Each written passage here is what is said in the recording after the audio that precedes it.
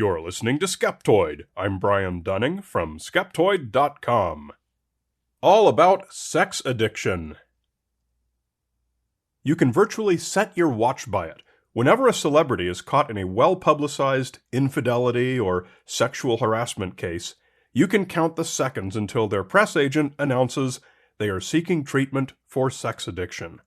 While it's a handy get-out-of-jail-free card that suggests a medical problem is the true perpetrator, it's one that hardly has universal recognition. It appears that for just about every case of an expert acknowledging the problem as a true addiction, there's another equal and opposite expert dismissing the notion. Today, we're going to have a look at sex addiction to find out what is real, what may be misrepresented, and learn just how much of it, if any, is complete fiction. One of the first things you learn when you study this subject is that there are many different names for the idea of excessive sexual behavior.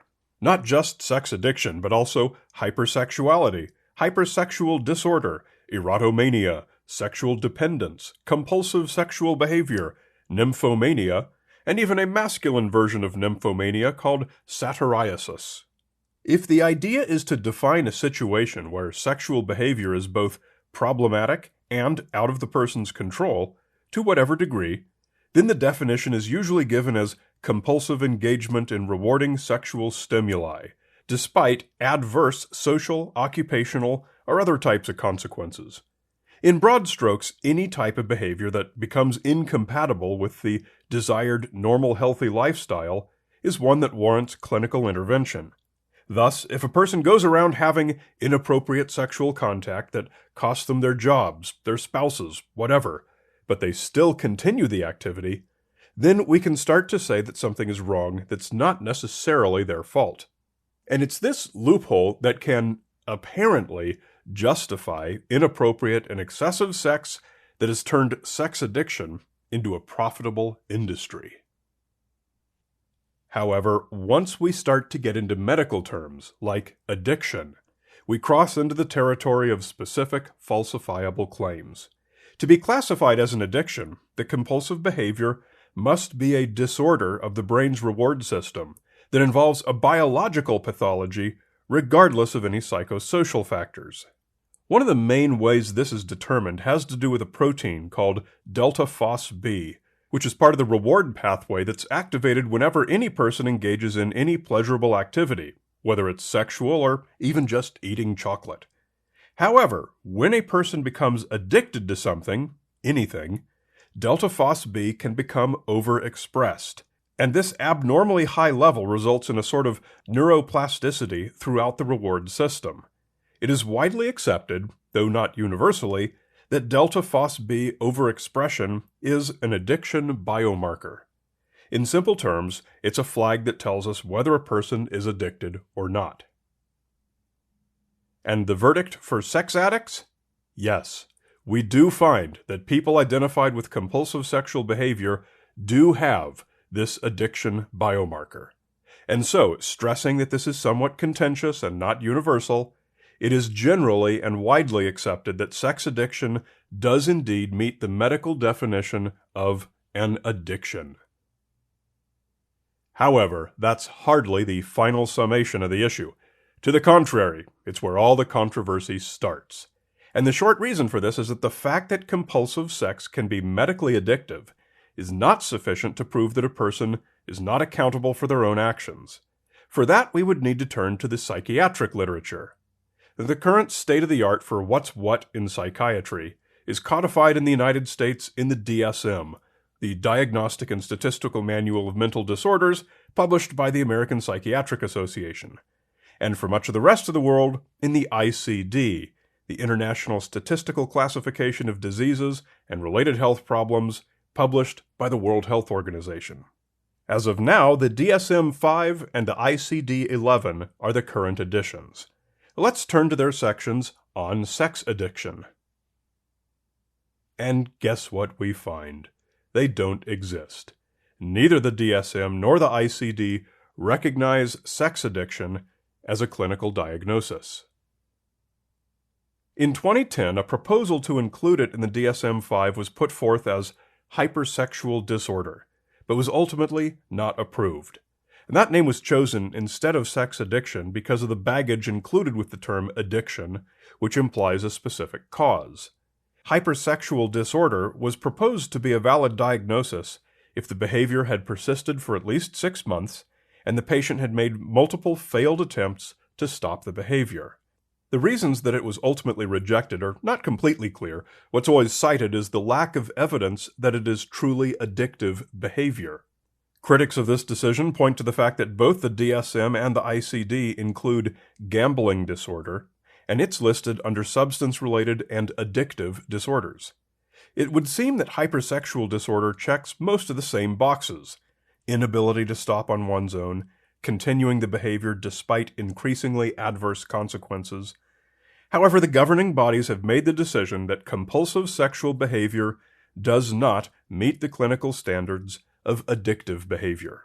And the ICD-11 did add compulsive sexual behavior disorder, though only as an impulse control disorder and not as a true addiction. This has left sex addiction in a sort of diagnostic no man's land.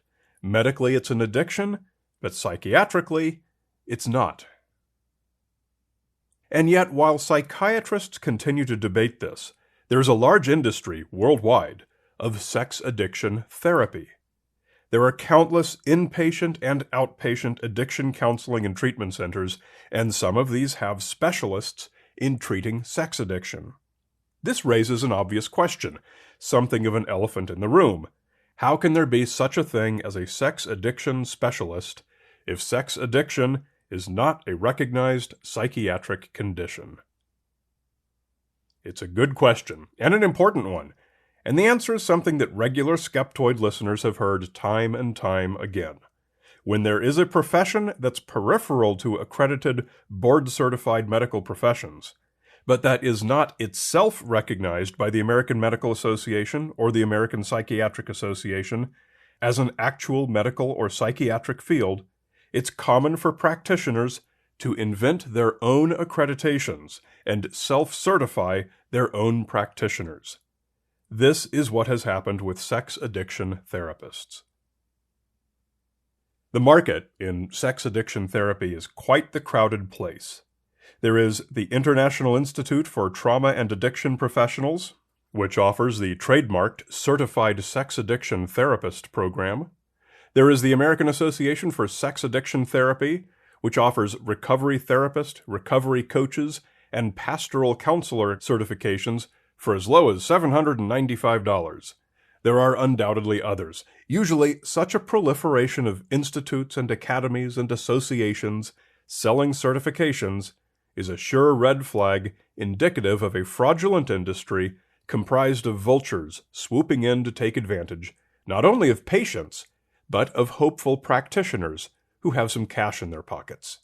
But in the case of sex addiction therapists, it is fair to draw a line of distinction from the sham industries with similar structures. Though it's not universal, most of the certifying groups have high standards, requiring their applicants to have advanced degrees in psychology, as well as a legal license to practice psychotherapy in their state. So unlike certified naturopaths or nutritionists, a certified sex addiction therapist is likely to have an actual board certification and license in addition to their sex addiction therapy certification. Strictly speaking, a sex addiction therapy certification does not mean that the provider has a skill that is certified by any body accredited to provide such a certification, but at least you can be assured, in most cases, that the provider still has the relevant professional qualifications and background. Treatment typically involves CBT, cognitive behavioral therapy, to seek other types of rewarding activity, and often requires keeping the patient in an environment with no access to porn, sex workers, and so forth. 12-step programs are also used.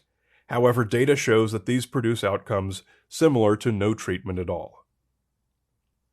So while the self-certifying industry on sex addiction treatment is there to fill a real hole in psychiatry that many believe shouldn't be a hole, the fact remains that the majority of the psychiatric profession, as represented by the APA and the World Health Organization, believes that it's not a clinical diagnosis and is therefore outside their scope of treatment.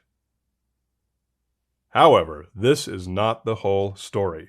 There is a darker side of the industry outside of even this self-certifying segment. There exist numerous sex addiction treatment programs based on Christian fundamentalism that tends to regard virtually all sexual activity outside of monogamous marriage to be sex addiction, including homosexuality, masturbation, paid sex, use of porn, and pretty much anything else.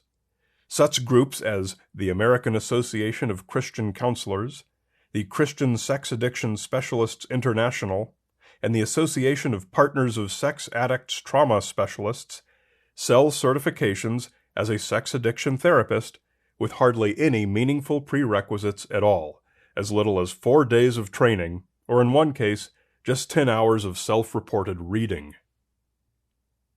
In some cases, people are forced into such counseling, where they may spend years having it drilled into their heads that their behavior is abnormal and the result of a disorder, behavior which is in fact perfectly normal and healthy.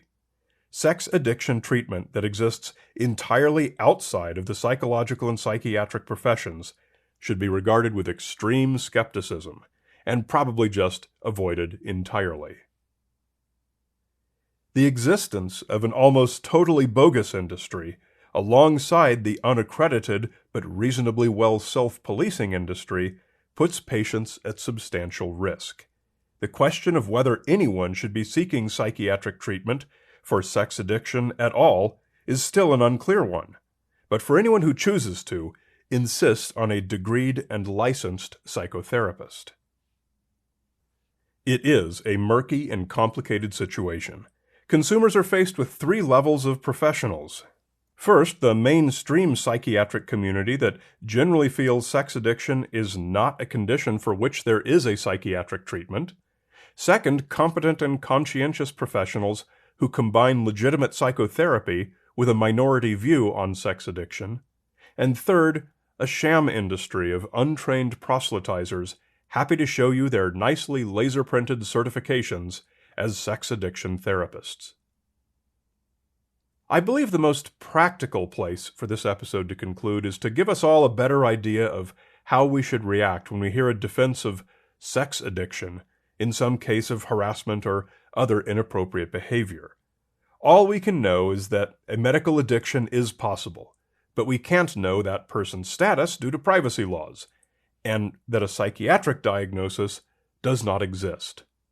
We can also be mindful of the difference between real sex addiction and all the other behaviors that people often wrongly apply the label to, behaviors ranging from totally normal, healthy sexual acts all the way to rape. Very few of those qualify, so be very skeptical of the application of the label. Beyond that, this is one place where we're going to have to leave the science and any potential treatment more or less unresolved, at least for now. Dissatisfying though that may be, it is often the most honest answer to difficult questions. A great big Skeptoid shout-out to premium supporters Philip Cannon from Brisbane, Australia, Rutger, Steve High, and Joshua Lees. Are you on social media? Give us a follow and engage. You can find both Skeptoid and me, Brian Dunning, on all the usual places, Facebook, Twitter, and Instagram. It's a great way to engage and send your feedback. Hope to see you online. You're listening to Skeptoid, a listener-supported program. I'm Brian Dunning from Skeptoid.com.